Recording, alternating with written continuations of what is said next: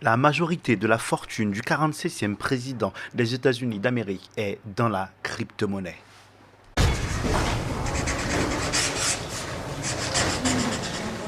On regarde la charte du BTC en ce moment. Est-ce qu'on a déjà vu quelque chose de plus bullish dans notre vie?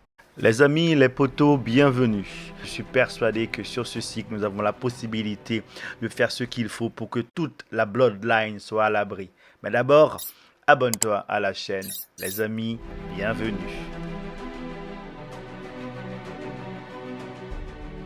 Le Bitcoin n'est pas un accident, c'est simplement l'énorme quantité de capital analogique global qui se dirige vers un actif numérique mondial beaucoup plus fort, beaucoup plus solide.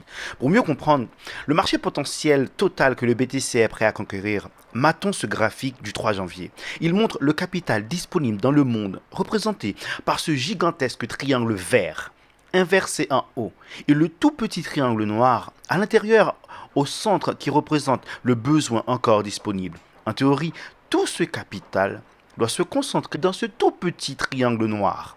Si le Bitcoin doit devenir la monnaie de réserve suprême, si vous regardez où se trouve tout l'argent, 99,9% de celui-ci se trouve en réalité dans l'économie traditionnelle et dans la guerre pour l'avenir de la monnaie. Cette guerre ne sera pas remportée avec de la monnaie.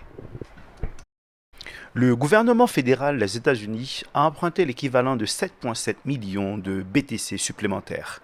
Ce n'est pas durable. Il semble inévitable que le prix du BTC en dollars augmente massivement, étant donné qu'il n'y a que 21 millions de Bitcoin en circulation. Si l'on prend en compte les réflexions de Saylor sur le flux de capitaux passant des actifs plus faibles aux actifs plus solides, il est évident que le Bitcoin est extrêmement sous-évalué à ce stade.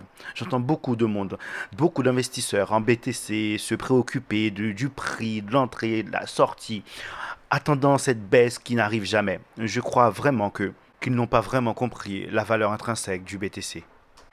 Alors que de l'autre côté, nous avons le 47e président des États-Unis qui vient d'acheter pour 47 millions de dollars en BTC. Bon, plutôt sa team, on va dire. Et on continue en disant, mais c'est le plus gros, coming out à propos du BTC qu'on ait jamais vu. Mais c'est pas tout. Ils achètent du Link, AAV, Tron, de l'Ether et du BTC. Mais le plus bullish, c'est que ils stackent de l'Ether et du BTC. On est en train de parler du président des États-Unis d'Amérique. Donc, les amis, je crois que tout est là pour nous dire que nous sommes sur le cycle que nous avons tant attendu. Pour l'instant, nous sommes en correction et je crois que la conclusion est à vous. Donc, en plus des noms de domaine achetés par la famille Trump, on se rend compte que, Gary Gensler n'est plus à la tête de la SEC. On se retrouve avec Paul Atkins, qui est plus favorable aux crypto-monnaies, vraiment plus bullish. Donc, le choix de Donald Trump n'est pas un choix comme ça au hasard, parce que M. Atkins possède des crypto-monnaies. Je crois qu'il a une valeur de 1 demi-million de dollars. Donc là, on se retrouve avec la thune disponible, ok, et le BTC et le petit triangle noir, comme expliqué au début de la vidéo. Il faut bien garder ça en tête. Là, on nous dit que 52% des Américains ont vendu des actions ou de l'or pour acheter du Bitcoin. Donald Trump a poussé 38% des Américains à augmenter leurs investissements en crypto. 2025, 77% des Américains prévoient d'augmenter leur investissement en crypto. Donc ces chiffres-là sont réels. Et souvenez-vous encore une fois que les États-Unis donnent une sorte de directive. Peut-être que maintenant on dira que les pays du BRICS se tiendront à distance, mais je ne pense pas. Parce que si une course au BTC est faite par les États-Unis, eh bien les autres pays feront la même chose. Maintenant, on va aller sur pas sur CoinMarketCap, mais sur get.io pour voir les cours et pour que je puisse bien vous expliquer mon point de vue. Pourquoi j'ai mis ce titre sur la vidéo en vous disant que je pense que c'est l'une des dernières opportunités que nous avons avant de voir réellement une sacrée montée et une stabilisation du prix du Bitcoin. Donc, avant d'aller sur get.io, je vous invite vivement à aller sur mon compte Twitter. Comme vous le voyez, c'est José1William plutôt. Vous vous abonnez, je partage beaucoup d'informations toute la journée, des choses extrêmement importantes parce que souvenez-vous que l'information est primordiale dans la crypto. Il suffit de 10 minutes, 1 heure, 2 heures et vous avez refait votre vie. Je sais, ça a l'air dingue, mais c'est possible. Donc là, Pour avoir encore plus d'informations, je vous invite tous, que vous le vouliez ou non, à suivre le Small Talk, à vous abonner, à écouter leur Small Talk. C'est en français. L'information est pertinente. Ce sont des petits jeunes qui sont là depuis longtemps et qui ont du temps, qui ne font que ça. Vous devez aller travailler, vous occuper de vos enfants, or que eux, ils ont du temps. Ils partagent des informations pertinentes. C'est dans votre intérêt, hein. C'est pour vous.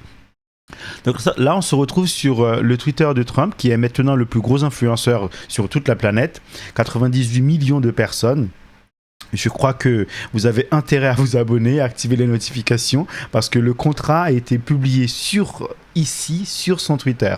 Ça a été publié sur son réseau social aussi. D'ailleurs, je crois que je vais aller créer un compte parce que je ne l'ai pas fait. Je pense que ce protocole va servir à quelque chose. Déjà, on a vu les sommes investies dans de l'Ether, du BTC.